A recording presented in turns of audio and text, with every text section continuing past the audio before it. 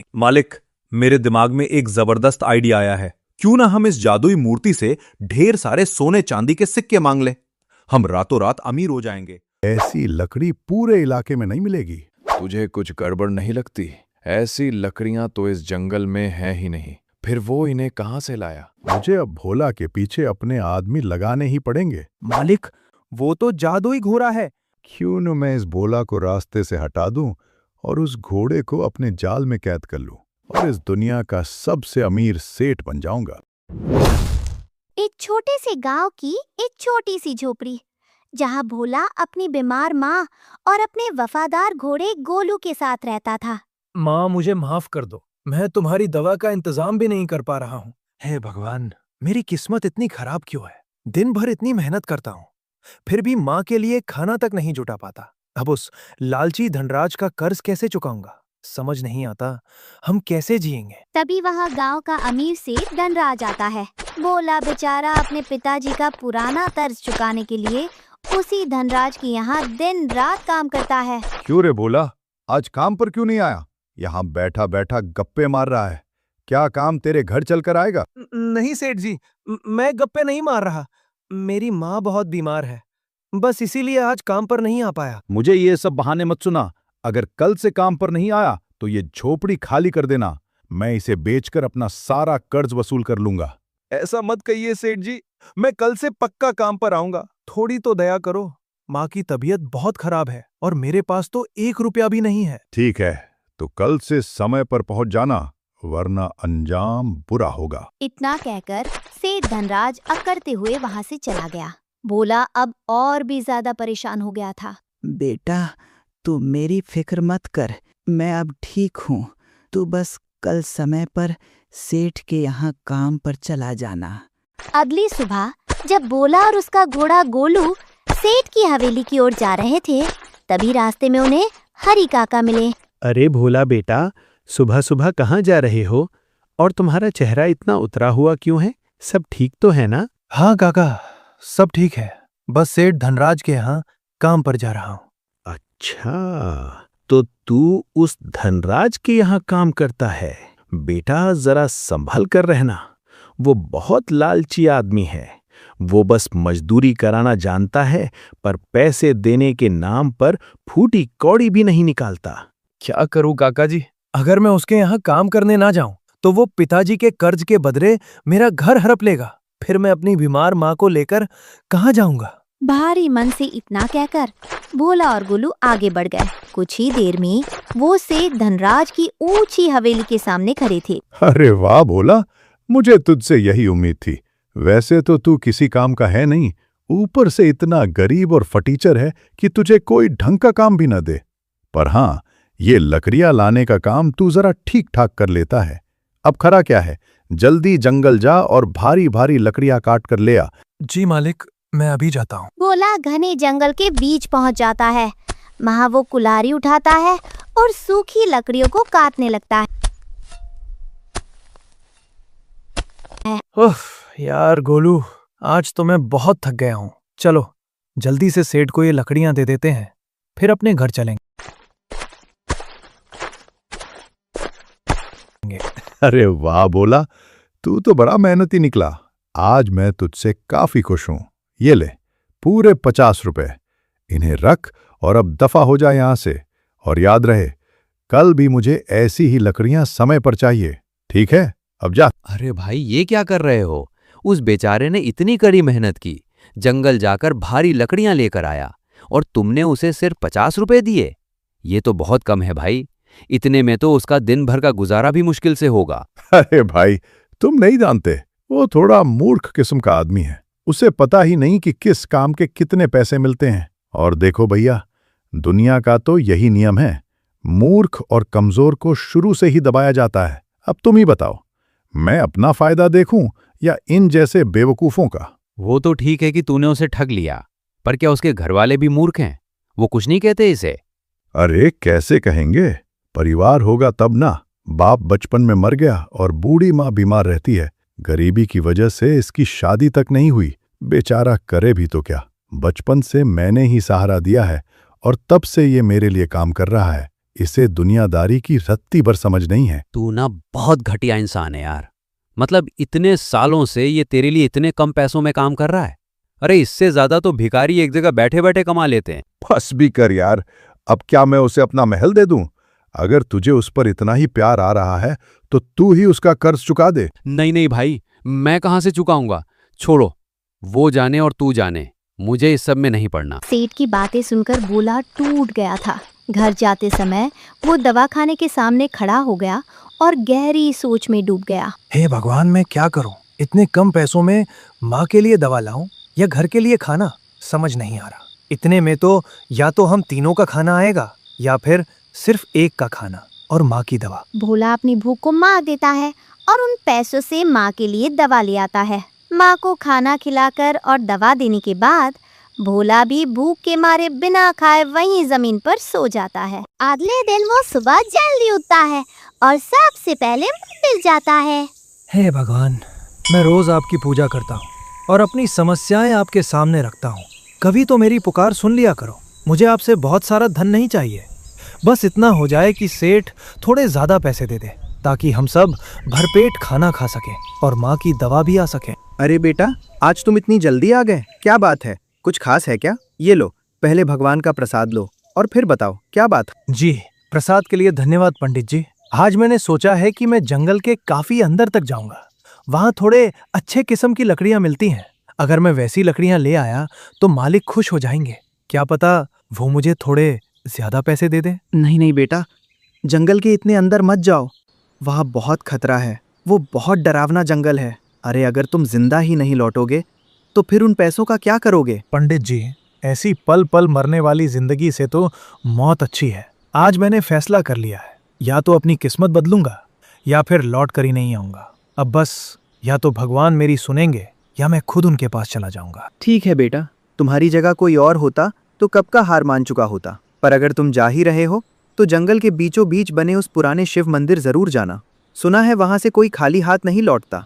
बस सच्चे मन से अपनी इच्छा मांगना, महादेव तुम्हारी पुकार जरूर सुनेंगे। जी पंडित जी, मैं मंदिर जरूर होकर आऊंगा। चलो गोलू, आज हमें घने जंगल के पार जाना है।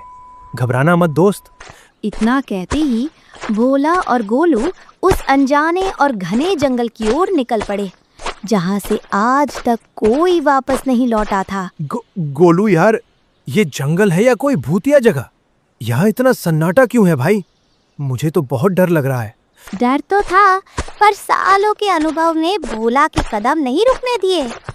घने जंगल के बीच चलते चलते अचानक उसे भगवान शिव का वो मंदिर मिल गया जो बरसों से वीरान और सुनसान पड़ा था। अरे बाप रे, ये मंदिर तो पूरा खंडहर बन चुका है। महादेव का आशीर्वाद लेने से पहले मुझे इसे साफ कर देना चाहिए। क्या पता मेरी सेवा से खुश होकर भगवान मेरी मुराद सच में पूरी कर दे। गोलू बाहर पहरा देने लगा और भोला ने पूरा मंदिर साफ कर दिया। फिर उसने बड़ी श्रद्धा से महादेव के दर्शन किए और अपना सिर उनके चरणों में झुका दिया।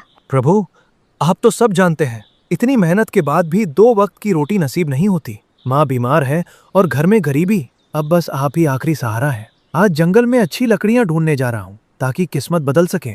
महादेव साथ देना। जय भोलेनाथ। इतना कहकर भोला मंदिर से निकला और लकड़ियाँ काटने में जुट गया। जब ढेर सारी लकड़ियाँ जमा हो गई तो वो गोलू के साथ सेठ की हवेली की ओर चल पड़ा। देख गोलू, आज तो हमने बहुत सारी और बढ़िया लकड़ियाँ काटी हैं। आज तो सेठ पक्का खुश हो जाएगा और हमें अच्छे पैसे देगा। भोला और गोलू अपनी बातों में मगन चले जा रहे थे, तभी अचानक जंगल का माहौल बदल गया। आसमान में बिजली कड़कने लगी और जोरदार बारिश शुरू हो गई। अरे अभी तो सब ठीक था, ये अचानक इतनी तेज बारिश कैसे होने लगी? बारिश से बचने के लिए भोला और गोलू एक बड़े पेड़ के नीचे रुक गए। वो बारिश रुकने का इंतजार कर ही रहे थे कि तभी भोला की नजर एक बड़े पत्थर के पास पड़ी मूर्ति पर गई जो अजीब तरह से चमक रही थी। अरे गोलू देख, वो मूर्ति, उसके 3 मुख हैं। कितनी अजीब और चमत्कारी लग रही है ना। और देख कैसे चमक रही है, जैसे हमें ही पुकार रही है। चल गोलू, पास चल के देखते हैं। भोला और गोलू धीरे धीरे उस मूर्ति के करीब पहुंचे, पर जैसे ही भोला ने डरते डरते उसे छुआ, वो पत्थर की मूर्ति अचानक बोल पड़ी। मैं किस्मत का दरवाजा हूँ, मैं तुम्हारी सोई हुई किस्मत बदल सकती हूँ। पत्थर की मूर्ति को बोलता देख भोला बुरी तरह डर गया। अरे बाप रे, गोलू यार, ये मूर्ति तो सच में बोल पड़ी। भागो गोलू। रुको भोला, डरो मत बेटा, मैं एक देवी हूँ। मैं यहाँ तुम्हारी मदद करने आई हूँ और तुम्हारी हर इच्छा पूरी कर सकती हूँ। सच में? क्या सच में मेरी इच्छा पूरी होगी? हे प्रभु, हे भोलेनाथ, आपने इतनी जल्दी मेरी पुकार सुन ली। मैंने तो सपने में भी नहीं सोचा था कि मेरे साथ ऐसा चमत्कार होगा। लेकिन क्या देवी जी? लेकिन तुम्हारी हर इच्छा पूरी होने से पहले तुम्हें मेरे एक प्रश्न का सही उत्तर देना होगा। हर सवाल का सही जवाब ही तुम्हारी एक इच्छा पूरी करेगा। भोला अब एक पल भी इंतजार नहीं करना चाहता था और तुरंत बोला, मुझे मंजूर है, मैं तैयार हूँ देवी जी। आप सवाल पूछिए, मैं अपनी माँ और अपनी गरीबी के लिए हर सवाल का जवाब देने की कोशिश करूंगा। पूरी बात सुन लो भोला, हर सही उत्तर पर एक इच्छा पूरी होगी, लेकिन अगर जवाब गलत हुआ तो तुम्हें अपनी जिंदगी से कुछ बहुत कीमती खोना पड़ेगा। मूर्ति की चेतावनी सुनते ही भोला के रोंगटे खड़े हो गए। खतरा बड़ा था, पर उसने हिम्मत जुटाई और कांपती हुई आवाज में कहा, ठीक है देवी जी, मुझे मंजूर है। आप अपना पहला सवाल पूछिए। ठीक है, तो बताओ, मैं रोज पैदा होता हूँ और रोज मर जाता हूँ। भोला गहरी सोच में डूब गया। फिर अचानक उसके चेहरे पर चमक आई और उसने जवाब दिया, देवी जी, इसका जवाब है दिन, क्योंकि हर सुबह नया दिन होता है और रात को खत्म हो जाता है। सही जवाब। तुम्हारी बुद्धिमानी से मैं प्रसन्न हूँ। बताओ भोला, तुम्हारी पहली इच्छा क्या है? देवी जी, मेरी पहली इच्छा है कि मेरी माँ पूरी तरह ठीक हो जाए। उन्हें फिर कभी किसी दवा की जरूरत न पड़े। बस उन्हें पहले जैसा सेहतमंद बना दीजिए। तथास्तु, तुम्हारी इच्छा पूरी होगी भोला।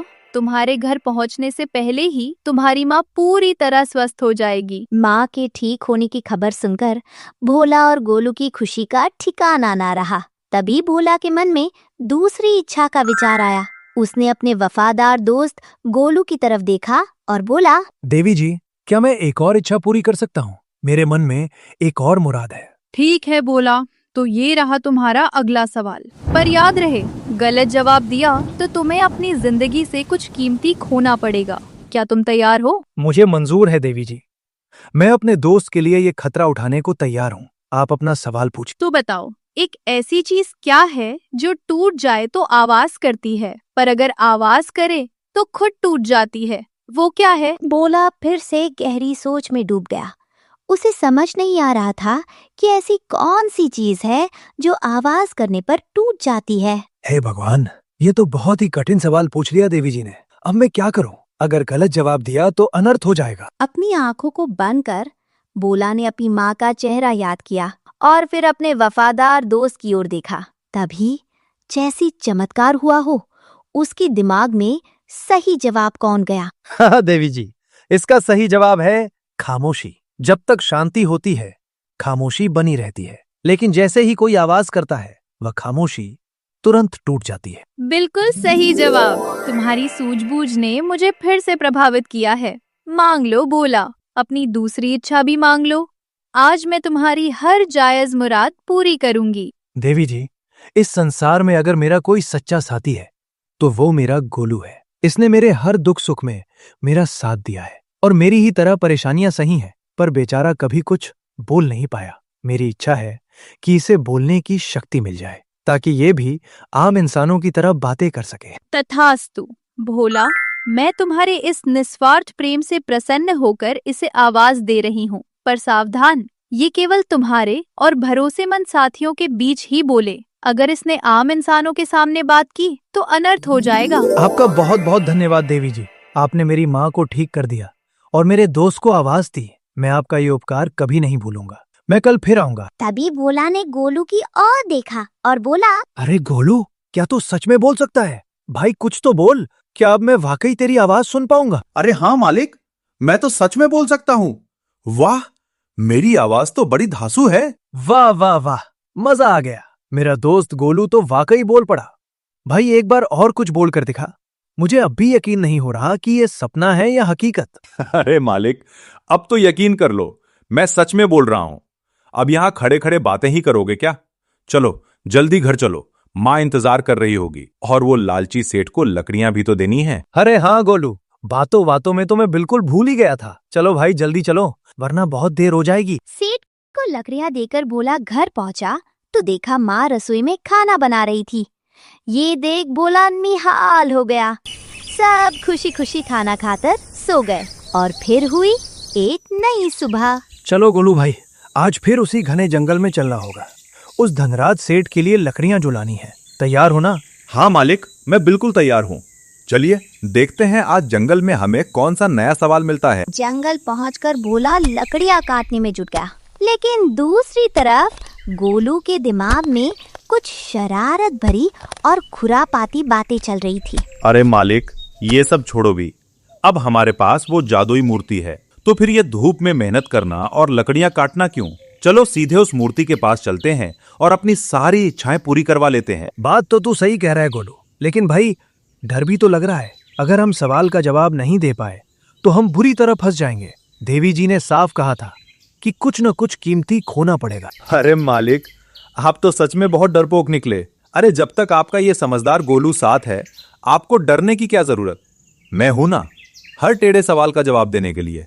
आप बस चलिए। बातों बातों में भोला और गोलू फिर से उसी जादुई मूर्ति के सामने पहुंच गए।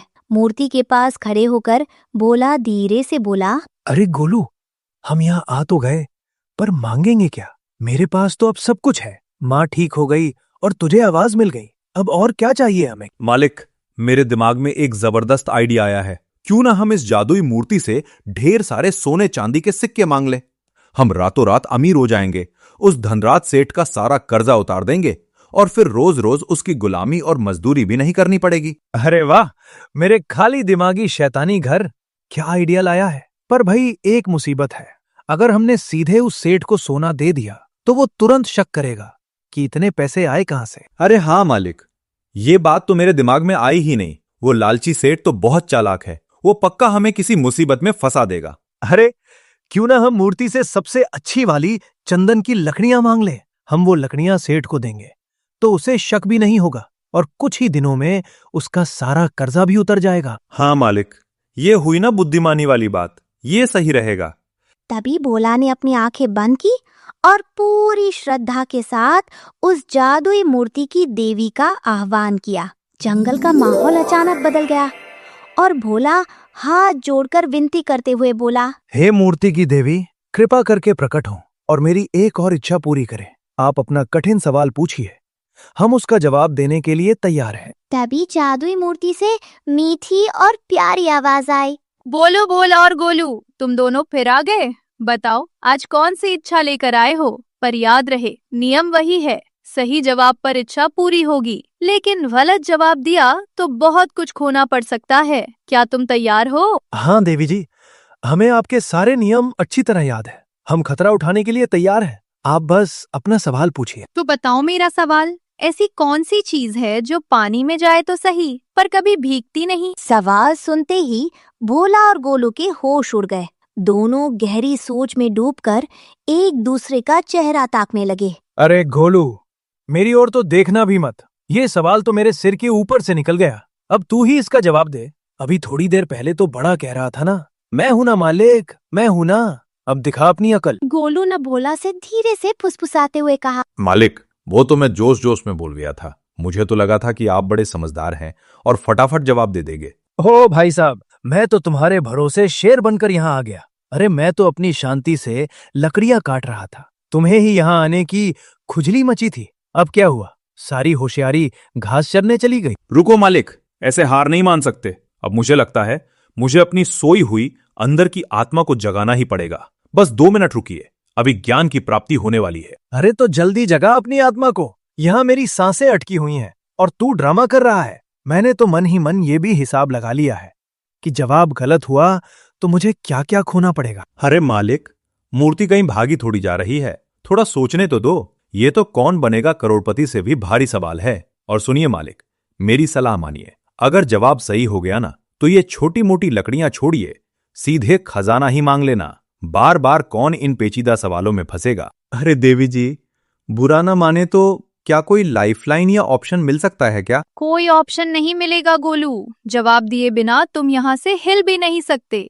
आखिरी बार सुन लो, ऐसी कौन सी चीज है जो पानी में जाए पर कभी भीगती नहीं? तभी गोलू के दिमाग की बत्ती जल गई और उसके चेहरे पर एक बड़ी सी मुस्कान आ गई। बिना एक पल गवाए वो झट से बोला, देवी जी, आ गया। अरे इसका उत्तर तो परछाई है, शैडो। क्यों मालिक, सही बोला ना मैंने? सही जवाब। तुम्हारी बुद्धिमानी से मैं प्रसन्न हूँ। मांगो भोला, आज तुम दोनों क्या इच्छा पूरी करना चाहते हो? ओ भाई गोलू, मान गए रे तुझे। आज तो तूने सच में मेरी बोलती ही बंद कर दी थी। मुझे तो लगा था आज गए काम से। देखा मालिक, कितनी फुर्ती से जवाब दिया। ये तो इस जन्म में मैं घोड़ा बन गया, वरना पिछले जन्म में तो बड़े बड़े विद्वान मुझसे ट्यूशन पढ़ने आते थे। बस गोलू, अपनी तारीफ बाद में करना, पहले इच्छा मांग लेते हैं। तो देवी जी, हमें आज चंदन की उन लाल लकड़ियों का गट्ठर दे दो जो बाजार में सबसे महंगी बिकती हो। बस हमारा काम हो जाएगा। तथास्तु। ये लो लाल चंदन की लकड़ियों का बेशकीमती गट्ठर। तुम्हारी इच्छा पूरी हुई। अरे वाह, ये तो एकदम कीमती लाल चंदन है। इसे बेचकर हम सेठ का सारा कर्जा चुका देंगे और हमारी गरीबी दूर हो जाएगी। हाँ मालिक, अब देर किस बात की। चलिए उस लालची सेठ का मुंह बंद करके फटाफट घर की ओर चलते हैं। हाँ भाई, बिल्कुल सही कहा। और फिर माँ के हाथ का गर्मा गर्म खाना भी तो खाना है। बहुत भूख लगी है। चलो जल्दी निकलो यहाँ से। फिर क्या था, भोला और गोलू वो कीमती लकड़ियां लेकर सीधा सेठ की हवेली पहुंच गए। सेठ जी, ये लीजिए अपनी लकड़ियां। आज तो मैं जंगल में बहुत अंदर तक गया था और सिर्फ आपके लिए ये उच्च किस्म की लकड़ियां लेकर आया हूं। तो मालिक, क्या आज इसके लिए आप मुझे थोड़े ज्यादा पैसे दे सकते हैं? अरे वाह वाह वाह वाह, तुमने तो भारी कमाल कर दिया भोला। जंगल के इतने अंदर तो बड़े से बड़ा सूरमा जाने से डरता है, पर तुमने तो आज मेरा दिल ही खुश कर दिया। और इसीलिए मैं तुम्हें पूरे 50 नहीं, 100 नहीं, 200 नहीं, बल्कि पूरे 500 रुपए दूंगा। क्या बात कर रहे हैं सेठ जी? सच में इतने सारे पैसे? आपका बहुत बहुत धन्यवाद मालिक। मैं रोज ऐसी ही लकड़ियां लाऊंगा। आप उनके भी 500 रुपए ही देंगे ना? क्यों नहीं, बस वादा करो कि रोज ऐसी ही लाल लकड़ियां लाकर दोगे, फिर देखो मैं तुम्हें कितना पैसा देता हूं। हाँ सेठ जी, मैं वादा करता हूँ, रोज ऐसी ही लकड़ियां लाऊंगा। अब तो मेरे पिताजी का कर्जा जल्दी ही उतर जाएगा ना? हाँ भोला, बस इन 500 में से रोज 300 रुपए मेरे पास जमा करवा दिया करना, ताकि तुम्हारे बापू का कर्जा जल्दी खत्म हो जाए। भोला और गोलू अभी हवेली से निकले ही थे कि रास्ते में उन्हें लकड़ियों का एक बड़ा व्यापारी मिला। ओ भैया, जरा सुनो तो, ये बताओ, क्या तुमने अभी जो लकड़ियां सेठ को दी हैं वो सिर्फ 500 रुपए में बेच दी? क्या वो सच में तुम खुद जंगल के अंदर से लाए थे? हाँ साहब, कोई शक है क्या? मैं और मेरा घोड़ा गोलू खुद जंगल के एकदम बीच से ये लकड़ियां लेकर आए हैं। सेठ जी ने तो इसके बहुत अच्छे दाम दिए हैं। नहीं, शक नहीं है भाई, पर ऐसी बेशकीमती लकड़ियां तो इस पूरे जंगल में कहीं हैं ही नहीं। तुम लाए कहां से? खैर, वो सब छोड़ो, पर ये बताओ, तुम थोड़े मूर्ख हो क्या? अरे साहब, क्या हुआ? आप ऐसा क्यों कह रहे हैं? क्या लकड़ियां लाने में मुझसे कोई गलती हो गई है क्या? अरे भगवान, निहायती बेवकूफ इंसान हो तुम। पता नहीं कैसे लकड़हारे हो। तुम्हें ये तक नहीं पता कि बाजार में लकड़ियों के क्या दाम चल रहे हैं। अरे भाई, मामूली लकड़ियों का गट्ठर भी 1500 से 2000 में बिकता है, और ये तो लाल चंदन था। लाल चंदन? तो 2000? साहब मजाक मत करिए, मुझे तो 50 रुपए भी मुश्किल से मिलते हैं। अगर मामूली लकड़ी इतनी महंगी है तो लाल चंदन की कीमत क्या होगी? हे भगवान, मैं सच में गधा हूँ। व्यापारी की बात सुनकर भोला सन्न रह गया। उसके पैरों तले जमीन खिसक गई और वह गहरे सोच में डूब गया। तो धनराज सेठ इतने सालों से मुझे ठग रहा था। मेरी मेहनत की लकड़ियां महंगे में बेचकर उसने मुझे सिर्फ मामूली मजदूरी दी। मैं कितना बड़ा बेवकूफ था। इतना कहकर दुखी मन से भोला और गोलू अपने घर की ओर निकल पड़े। लेकिन दूसरी तरफ वही व्यापारी अब सीधा लालची धनराज सेठ की हवेली जा पहुंचा। अरे वाह, क्या बात है सेठ धनराज, आज तो बड़े खुश नजर आ रहे हो। लगता है आज कोई बड़ी मछली हाथ लगी है। आओ आओ मोहन भाई, बिल्कुल सही पकड़े हो। ये देखो, आज वो भोला गजब का माल लेकर आया है। जरा इस लाल चंदन की चमक तो देखो, ऐसी लकड़ी पूरे इलाके में नहीं मिलेगी। माल तो ठीक है, पर धनराज, तुझे कुछ गड़बड़ नहीं लगती? ऐसी लकड़ियां तो इस जंगल में हैं ही नहीं। फिर वो इन्हें कहाँ से लाया? कहीं ये कोई मुसीबत तो नहीं? हाँ यार, ये तो मैंने सोचा ही नहीं। और इसका बाजार भाव तो इस समय आसमान छू रहा है। अगर हम इसे सही जगह बेच दें तो ऐसा माल हमें रातों रात मालामाल कर देगा। पर धनराज, सोचने वाली बात तो यही है कि वो ये सब ला कहाँ से रहा है। मुझे दाल में कुछ काला लग रहा है, कहीं कोई बड़ी गड़बड़ है। हाँ यार मोहन, बात तो तुम्हारी पते की है। मुझे अब भोला के पीछे अपने आदमी लगाने ही पड़ेंगे। देखना होगा कि आखिर वो ये कीमती लकड़ियां ला कहाँ से रहा है। अगली सुबह रोज की तरह भोला और गोलू जंगल की ओर निकल पड़े। वे इस बात से बिल्कुल अनजान थे कि अब से धनराज का आदमी साए की तरह उनका पीछा कर रहा है। अरे गोलू, वैसे आज जादू से क्या मंगाए? मालिक, क्यों ना आज लकड़ियों के साथ साथ हम कुछ सोना चांदी भी मांग ले। आखिर कब तक हम इस गरीबी में जिएंगे। सोना चांदी की बात सुनकर सेठ के आदमी के होश उड़ गए। वो एक पल भी बर्बाद किए बिना उल्टे पांव भागा और सीधा सेठ की हवेली जा पहुंचा। मालिक, गजब हो गया। वो भोला और उसका घोड़ा कोई साधारण नहीं है, वो तो जादुई घोड़ा है। मैंने खुद सुना। भोला उससे कह रहा था कि आज हम जादू से सोना चांदी लाते हैं। क्या बात कर रहा है? तू सच बोल रहा है ना? हाँ मालिक, 100% सच बोल रहा हूँ। मैंने अपने कानों से सुना और अपनी आंखों से देखा है। वो घोड़ा आम जानवर नहीं, साक्षात कोई जादुई शक्ति है। सेठ धनराज महालालची था। उसने सोचा कि अगर वो जादुई शक्ति उसके हाथ लग गई तो वो रातों रात दुनिया का सबसे अमीर आदमी बन जाएगा। क्यों न मैं इस भोला को रास्ते से हटा दूं और उस घोड़े को अपने जाल में कैद कर लूं। फिर सारी उम्र उसके जादू से मालामाल होता रहूंगा और इस दुनिया का सबसे अमीर सेठ बन जाऊंगा। सेठ के आदमी की एक गलतफहमी ने भोला की जान खतरे में डाल दी थी। उधर भोला और गोलू जादुई मूर्ति से इच्छा मांग के ढेर सारी चंदन की लाल लकड़ियां का ढेर लगा के नदी किनारे चाव में आराम कर रहे थे। अगली सुबह जैसे ही भोला और गोलू जंगल पहुंचे, सेठ और उसके गुंडे पहले से ही जाल बिछाकर घात लगाए बैठे थे ताकि वे भोला को दबोच सके। अरे यार गोलू, आज तो हम जादू से अपने लिए अच्छे अच्छे कपड़े मांगेंगे। बहुत दिन हो गए इन फटे पुराने कपड़ों में घूमते हुए। हाँ मालिक, चलो आज तो सच में बहुत मजा आएगा। अरे बाप रे बाप, तू तो सच कह रहा था। ये घोड़ा तो वाकई जादुई है। ये तो बोल रहा है। अब देर मत करो, इस भोला के बच्चे को खत्म करो और इस जादुई घोड़े को जिंदा पकड़ लो। इससे पहले कि भोला कुछ समझ पाता, सेठ और उसके खतरनाक गुंडे हथियारों के साथ सामने आ गए और उन्होंने भोला और गोलू का रास्ता रोक लिया। अरे मालिक, आप यहाँ? मैं बस लकड़ियां लेकर आपके पास ही आ रहा था। आप घर जाइए मालिक, मैं बस अभी आता हूँ। मैं तो घर चला जाऊंगा भोला, लेकिन उससे पहले तू ऊपर जाएगा। अब तेरा काम तमाम करने का वक्त आ गया है। मालिक भागो, इन सबको हमारा राज पता चल गया है। ये हमें मार देंगे। जल्दी भागो मालिक, अपनी जान बचाओ। तभी सेठ के आदमियों ने भोला को दबोच लिया और उसके सिर पर जोरदार प्रहार कर दिया। भोला वही जमीन पर गिर पड़ा और उसकी जान निकल गई। मालिक उठो मालिक, ये क्या हो गया आपको? मालिक एक बार आंखें तो खोलो, उठो ना मालिक। चुप कर, अब चिल्लाने से कुछ नहीं होगा। ए लड़को, पकड़ो इस घोड़े को और जंजीरों में जकड़ कर ले आओ हवेली पर। सेठ की बात सुनते ही गोलू के तन बदन में आग लग गई। जैसे गुंडे उसकी ओर बढ़े, गोलू बिजली की रफ्तार से वहां से भाग निकला और घने जंगल की गहराइयों में जाकर कहीं छिप गया। मालिक, हमने पूरा जंगल छान मारा, चप्पा चप्पा देख लिया, पर वो घोड़ा कहीं नहीं मिला। वो तो जैसे हवा में गायब हो गया। ऐसे कैसे नहीं मिला? यही कहीं छिपा होगा वो। जाओ और अभी के अभी उसे ढूंढ निकालो। जब तक वो जादुई घोड़ा मेरे सामने नहीं आता, तुम में से कोई चैन से नहीं बैठेगा। रात के सन्नाटे में गोलू वापस अपने मालिक के पास आता है और उनके बेजान शरीर को देख फूट फूट कर रोने लगता है।